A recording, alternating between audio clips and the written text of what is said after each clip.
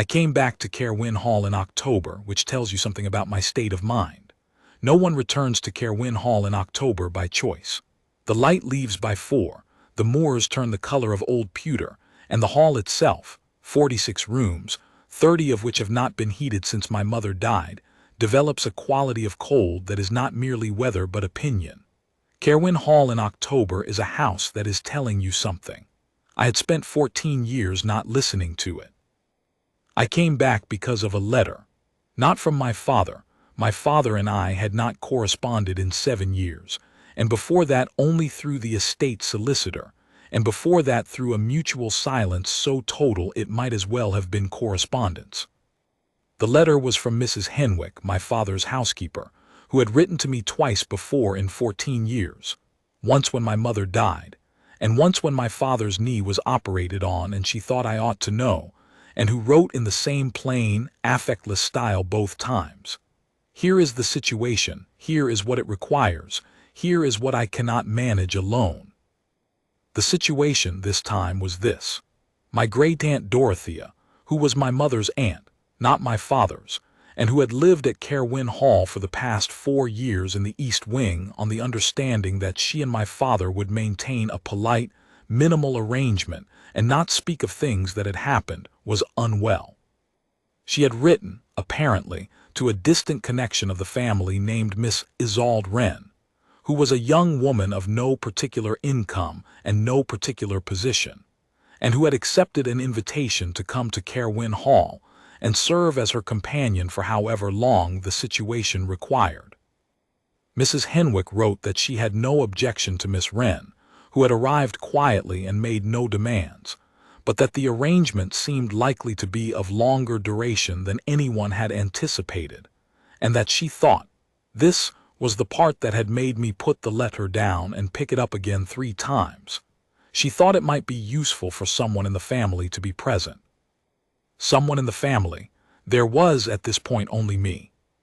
I drove north in 2 days and arrived at Caerwyn Hall on a Tuesday evening in the first week of October, when the light was already failing and the moorland on either side of the track was the color I remembered from childhood dreams, that flat, wind-bent gray, and the hall appeared at the end of the drive exactly as it always had. Enormous, mostly dark, 2 lit windows on the ground floor and 1 on the 3rd. My old window. Someone had left a lamp on in my old room, which I chose not to think about. Mrs. Henwick met me at the door. She was older, 14 years older, which was obvious and also somehow surprising, as though I had expected the hall to be in the condition I had left it, and Mrs. Henwick to be 43 and my father to be 58 and my mother to be alive. None of these things were true. Mr. Callum, she said, which was what she had always called me. Not Lord Callum, which was technically correct, and not Mr. Vane, which would have confused me with my father. Mr. Callum, which was the name of the boy I had been in this house, and which she used now with the same complete absence of sentiment she brought to everything. Mrs. Henwick, I said, how is he? Your father is well, she said. He is in the study. Miss Wren is at dinner with Miss Dorothea. And Miss Dorothea? Not well, she said, but comfortable. Miss Wren manages her very ably. She took my coat. She showed me to the room I had always used when I visited as an adult, which was not my childhood room. That room, I would discover later, was exactly as I had left it at 19.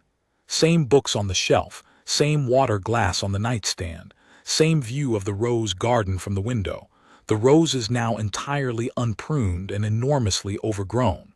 I did not discover this that night. That night I changed my coat and went down to the study.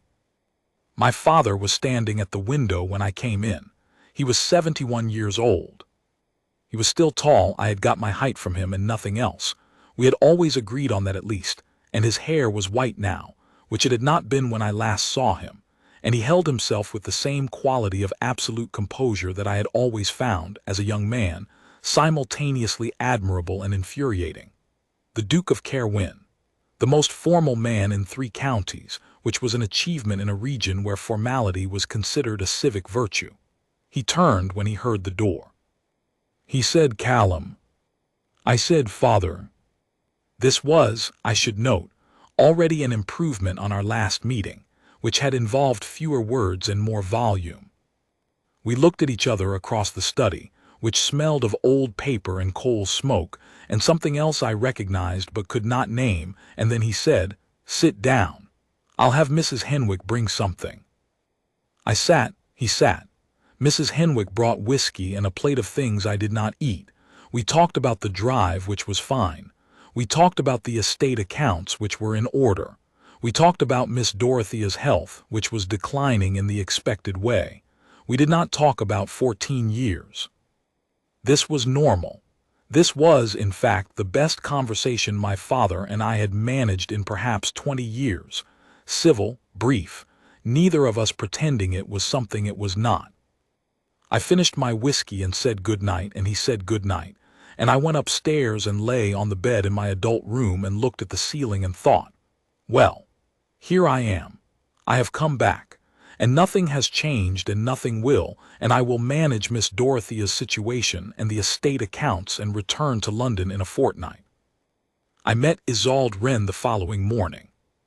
She was in the breakfast room when I came down, reading a letter and eating toast with the efficient, unself-conscious manner of someone who had been doing this for weeks and had no particular thoughts about it. She was 28 years old, though I did not know this yet. She was not beautiful in the usual drawing-room sense. She had a plain, open, very direct face and brown hair and gray eyes, and she was wearing a dark blue day dress that was clean and well-made and several seasons behind the fashion, which I noticed only because she noticed me noticing and did not seem to care at all. "You're Mr. Callum," she said, not a question. "I am," I said, "and you're Miss Wren." "Yes," she went back to the letter. "Miss Dorothea is having a good morning. She'll be down later if you want to see her. Your father had breakfast at 7 and is in the estate office." I said, "You seem very at home here." She looked up. "I have been here 6 weeks, she said. "I know where the breakfast things are." I sat down and poured coffee and looked at her across the table and tried to work out what I was looking at. I had expected, I am not entirely sure what I had expected. Someone more anxious, perhaps. Someone who performed their gratitude for the invitation more visibly, the way people perform gratitude when they are aware of their precarious position. Someone who was careful with me, the way people are careful with the estranged son of a powerful man when the estrangement is known and the outcome uncertain. She was none of these things. She read her letter, a brief one, which she folded and put in her pocket, ate her toast, and when she looked up again, it was with the direct, unassuming attention of someone who was simply present in the room and had no agenda about it. "How long have you been away?" she asked. 14 years. "That's a long time," she said, without judgment. She said it the way you would say the moors are large or the light leaves early, a plain statement of fact. "Yes," I said. "Miss Dorothea told me about your mother," she said. "I'm sorry. She spoke of her very fondly." I said, "Thank you." "Your father keeps her portrait in the morning room," she said. "He turns it toward the window on Sunday mornings. I noticed it the second week." I did not know what to say to this. I had not known he did this, and I did not know how to feel about the fact that this woman, this stranger who had been in my family's house for 6 weeks, knew it and I did not. I said, "How is my father?" She considered the question, not with the performing consideration quality of someone who is being careful with a sensitive topic, but with the actual consideration of someone who is forming an honest answer. "Formal," she said, "very formal. I think he has been formal for a long time and he doesn't quite know how to be anything else with most people." She paused. "He is kind to Miss Dorothea in his way. He brings her books she hasn't asked for, the right books always, which means he is paying attention. He doesn't talk about it." I looked at her. "You have observed a great deal in 6 weeks." "I observe people," she said. "It is something I do. I lost my mother in April and I have had very little else to do since then but observe people and try to understand what they need." She said this without self-pity.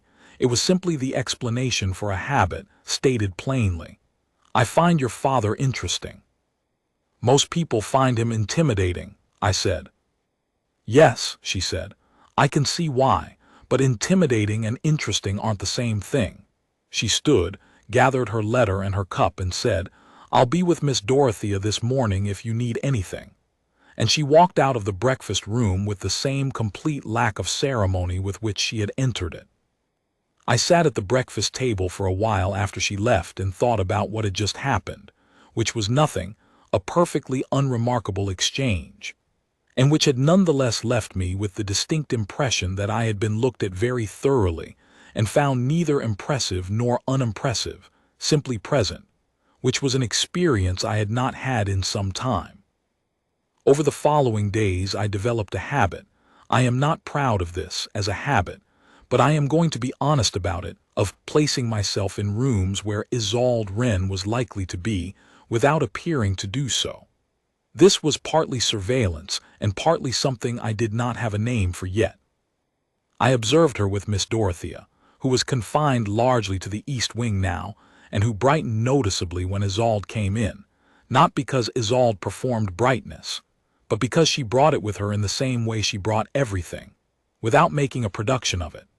I observed her with Mrs. Henwick, to whom she spoke as an equal, and with whom she had apparently established, in 6 weeks, a relationship of mutual practical respect that Mrs. Henwick extended to almost no one. I observed her in the morning room and the library and the rose garden, where she had apparently taken to walking each afternoon regardless of the weather, and where she did not attempt to address the roses, which were overgrown beyond any reasonable address, but simply walked among them and looked at them with the same steady, observant attention she gave everything else. And I observed her with my father. This is what I could not stop watching. My father was a man who received people. He received them well, with perfect courtesy, with correct attention, with the gracious, formal warmth of someone who had been managing his own surface for so long that the surface and the man had become difficult to distinguish. He received me this way. He had always received me this way, from the time I was old enough to understand what it meant, and it was this, more than the specific events of 14 years ago, more than the argument and the ultimatum and the long silence. It was this receiving quality that had made me leave and stay away. I was tired of being received by my own father.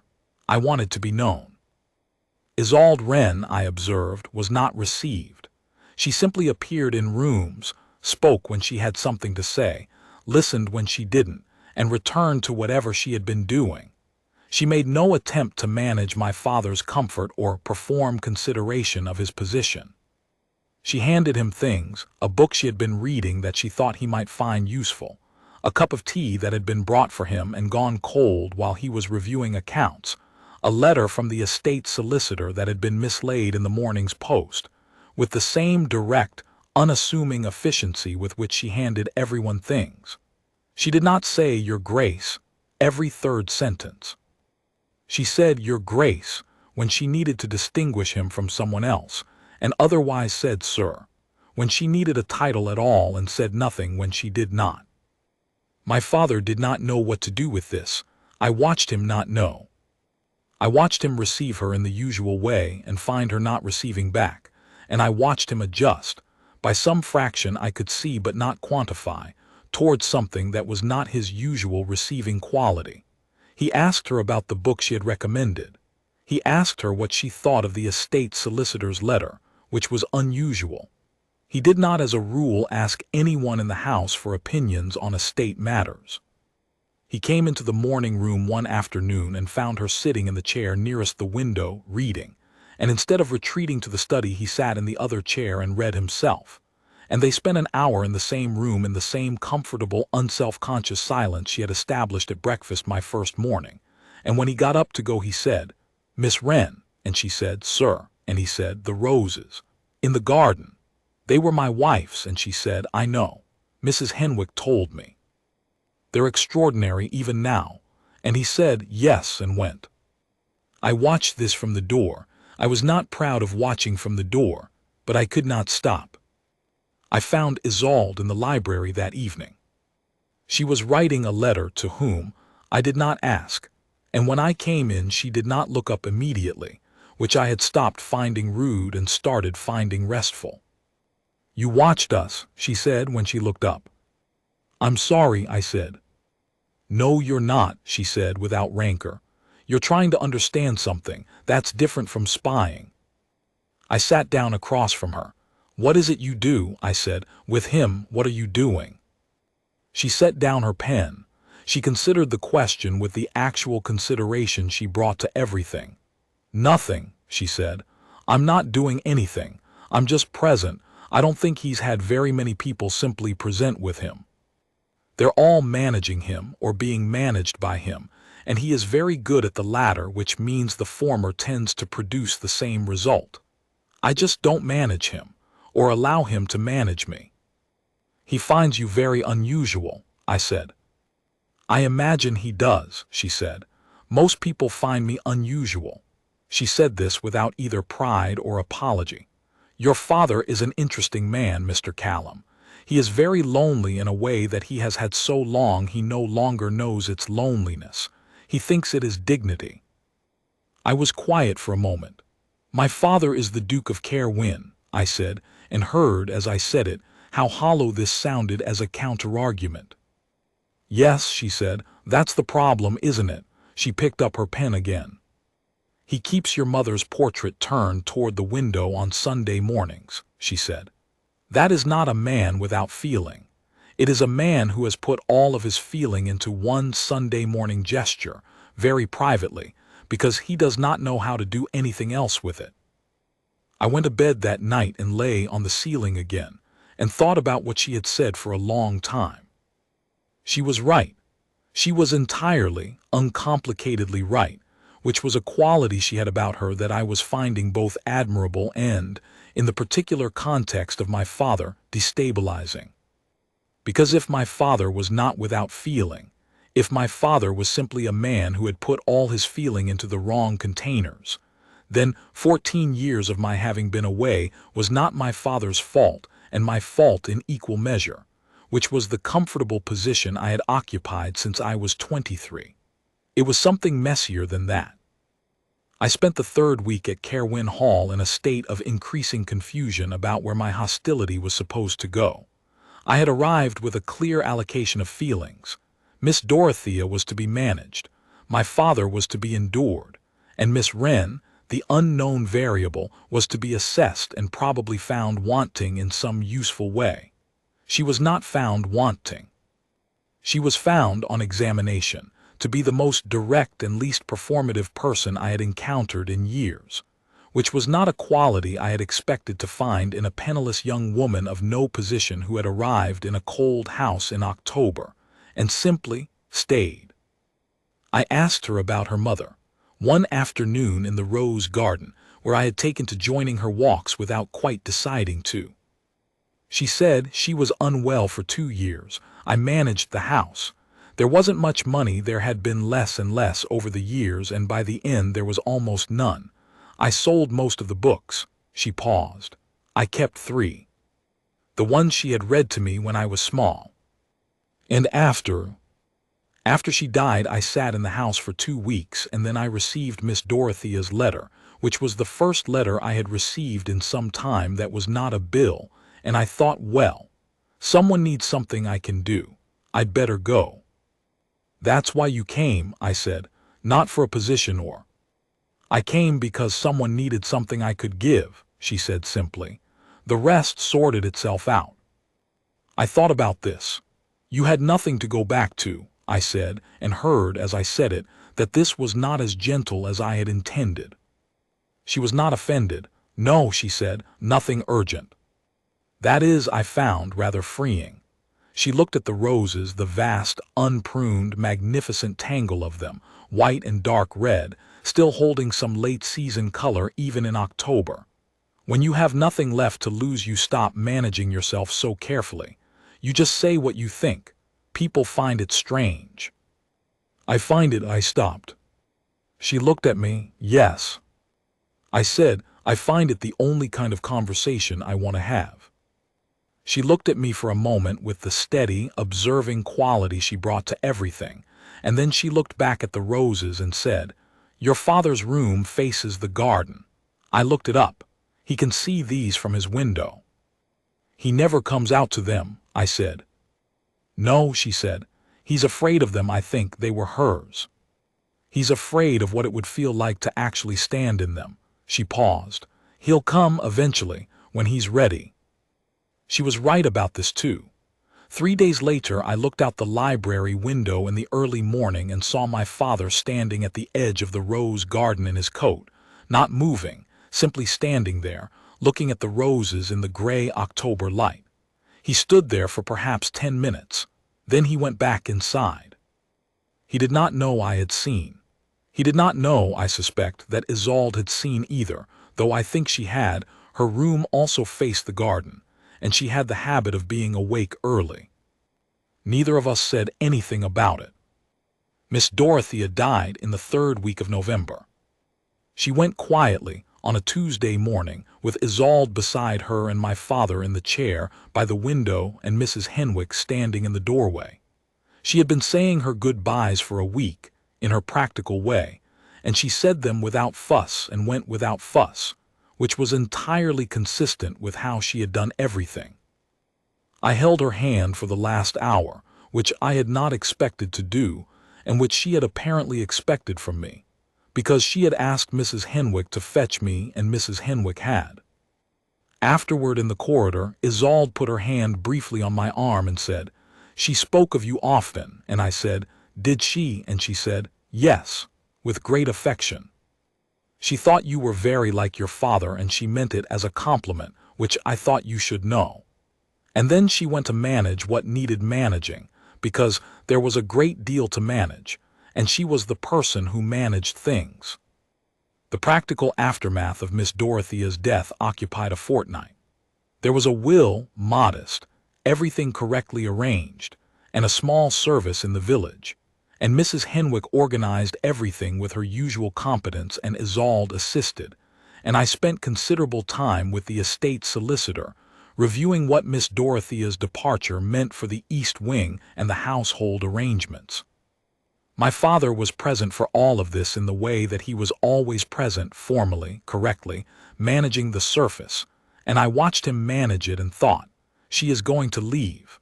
Her purpose here is concluded, and when she leaves he will close again entirely, and it will be as though she was never here at all." I thought about this at considerable length.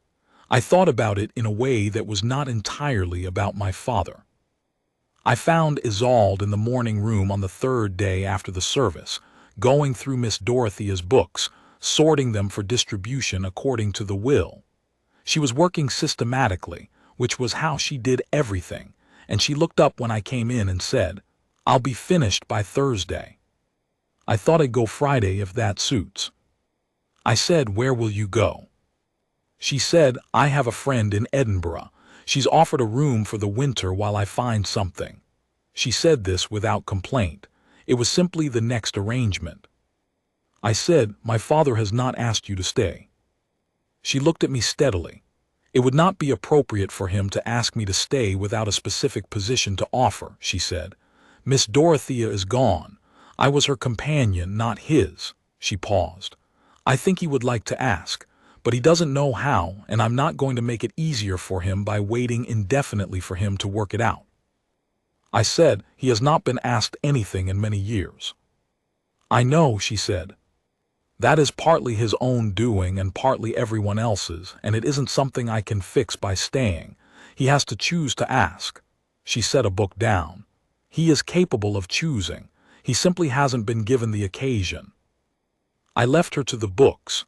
I went and found my father in the study and sat down across from him without waiting to be invited, which I had not done in this room since I was 17. He looked at me. I said, "I want to talk to you about something." He said, "All right." There was a silence. I had a great deal prepared, and all of it was wrong, and I set it aside and said instead, which was, I think, the most Isolde Wren thing I had ever done in my life, I want to talk to you about what happened, not to assign fault, not to reopen it, but because I know, that we have both been very lonely for 14 years and neither of us has known what to do about it, and I think we ought to try." My father was quiet for a long time. Then he said, "Yes," and his voice had a quality I had not heard in it since I was a boy, something unmanaged, something that had not been put through the surface first. "I think we ought to." We talked for 2 hours. I will not reproduce it. It was not graceful and it was not resolved. 14 years do not resolve in 2 hours, but it was real, which was something neither of us had been to each other in a very long time. By the end of it, we were both tired in the way that comes from having used muscles you have not used in years, which was right, which was exactly right. I went back to the morning room. Isolde was still sorting books. I said, "My father would like to ask you something. I think he would like you to give him the occasion." She looked at me. "That is a very particular form of interference," she said. "I know," I said. "I have had a very particular teacher." Something moved through her expression, the thing that was not quite a smile and considerably warmer than what had been there before. She set down the book she was holding. She went to find my father. I do not know exactly what was said. I know that she was with him for 45 minutes, which I established by standing in the corridor and pretending to look at the portraits, which was a thing I had done as a child and which apparently I had not outgrown. When she came out, she did not look at me directly, which was the only time I had ever known her not to look directly at the person she was speaking to. She said, "He has asked me to stay for the winter, as a companion to the household. He was very formal about it." I said, And I said, "Yes," she said, "obviously." She walked past me and went back to the morning room and picked up the book she had set down, and I stood in the corridor for a moment and thought, obviously, as though it were the simplest thing, as though a cold, armored, 71-year-old duke asking a penniless young woman to stay in his house as his companion, not as a position, not as a function, but as herself, wanted, was the most self-evident outcome in the world. I went back to London 2 days later. I came back for Christmas, which I had not done in 14 years. I came back in March. I came back in July. Each time Caerwyn Hall was, by some incremental but irreversible degree, less cold.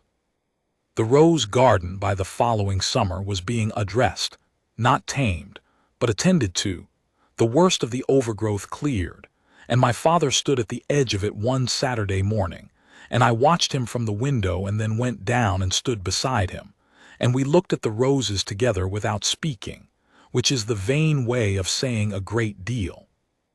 Isolde had her own room in the west wing and a great many of the Hall's books, and a habit of breakfast at 8, and an understanding with Mrs. Henwick that had by this point developed into something that could reasonably be called friendship, which Mrs. Henwick would not have called it but which everyone else could see. She wrote letters in the morning room. She walked in the rose garden. She handed my father things he needed before he knew he needed them, and she spoke to him plainly when she had something to say and was silent when she did not, and gradually, over months, over seasons, the surface that had been managing itself for so long began to be unnecessary. They were engaged the following spring. My father, who had been composing this question for some time, asked her in the rose garden, because that was where she had always been most entirely herself, and he knew it, which is how I knew before she told me that he had finally understood something about her. She said yes. The word had, I imagine, the same quality it always had when she said it, completely plain, entirely certain. I stood beside my father at the small ceremony in the Dunstrath church that summer and thought about what 14 years of silence had cost us, and what one winter had begun to return. He was the same formal, composed, difficult, deeply feeling man he had always been. She was the same plain-spoken, direct, completely present woman she had arrived as, no more romantic, no more performed, no more anything.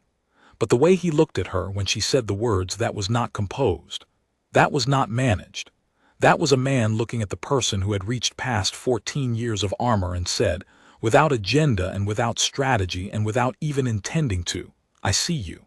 I am not afraid of you. Isolde had not come to Caerwyn Hall to fall in love with my father. She had come because Miss Dorothea needed a companion, and Isolde had nothing left to lose, and it seemed useful. She stayed because my father asked her to, and she had found in the asking something worth staying for. It is not a romantic story in the usual sense. There are no ballrooms, no dramatic reversals, no society brought to its knees.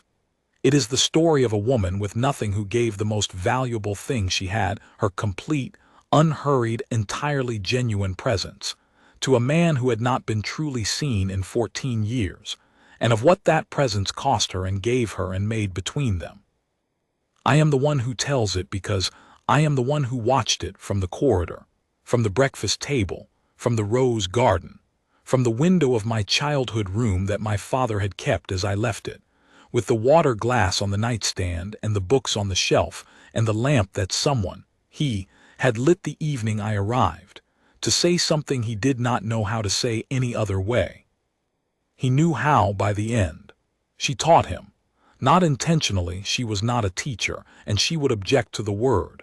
She was simply present, and in being present she made it possible for him to be the same, and that, in my experience, is the rarest and most necessary thing one person can give another. I came back to Caerwyn Hall that October, and I have not left. My room is still my room. My father is my father, in a way he has not been since I was young.